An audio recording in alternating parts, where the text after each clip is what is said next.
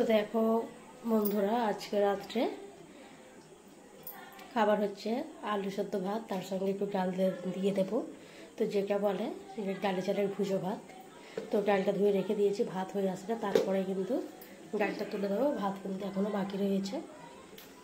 তো দেখো, আজকে রুমানাকে নিয়ে ডক্টরের কাছে গিয়েছিলাম। তো সেখান থেকে অনেক সব রকমেরই ফল নেওয়া হয়েছে। তো দেখো, এখানে রুমানের জন্য অল্প করে আঙুর নেওয়া হয়েছে, আর সব রকম ফল, আম, মৌসুমি লেবু, আপেল, বেদানা এসব নেওয়া হয়েছে। তো আমটা দুপুরের জন্য কাটা হয়েছে, আর বাকিটা ফল রয়েছে। তো দেখতে থাকো ব্লগটা প্রথম থেকে শেষ পর্যন্ত, স্কিপ না করে। ভাতটাকে দেখে নিই।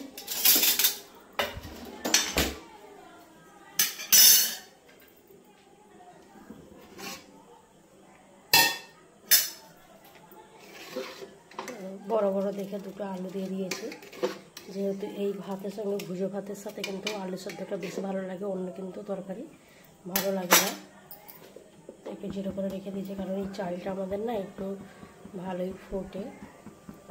তো হয়ে আসার সময়তেই আমি ডালটা দেবো। তো এখন একটু জিরো করে রেখে দেবো।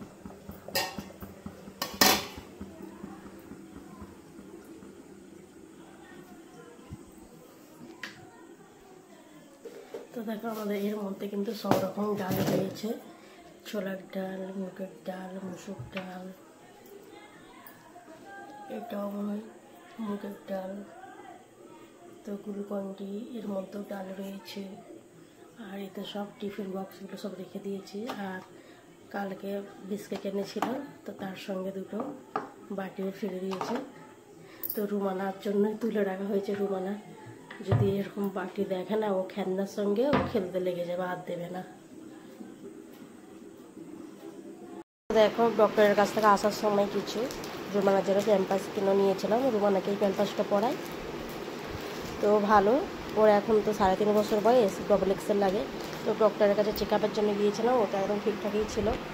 আর একটু তাদের মাড়িটা ফুলেছিল বলে সেই কারণে ডক্টরের কাছে নিয়ে যাওয়া হয়েছিল। তো একটু চেক আপ করারও দরকার ছিল, ঠিকঠাক আছে কিনা। তো ব্যাস, এত বড় বড় হাগিস কিনে নেওয়া হয় রুমানার জন্য। এখন লঙ্কাগুলো আমি গ্যাসে পুড়িয়ে নিয়ে আর ভিজে রেখে দিয়েছি, যাতে নরমটা হয় আর মাখালে বেশ তাড়াতাড়ি বেশ গলে যায়, আর কালারটাও ভালো হয় ভর্তা।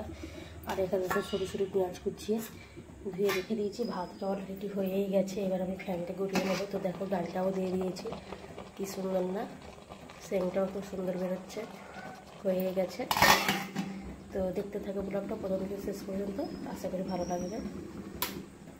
তো দেখো, আলুটা আমি সেদ্ধ নিয়ে চলে এসেছি, আর খুব গরম বলে গ্লাস দিয়ে আলুটাকে একটু ভেঙে নিয়েছি। আর এখানে নুন, লঙ্কা, তেল, পেঁয়াজ একসঙ্গে ভালো করে চটকে মাখিয়ে নেবো, একদম নরম করে নেবো, তারপরে কিন্তু আলুটা মাখাবো।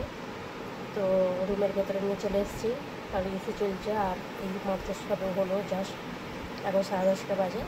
তো ভর্তাটা করে দেখাবো। দেখো, ডালে চালের ভুজো, সাদা লাল লাল আলু ভর্তা, আর একটু উপরে ঘি ছড়িয়ে নিয়েছি। তো দেখো,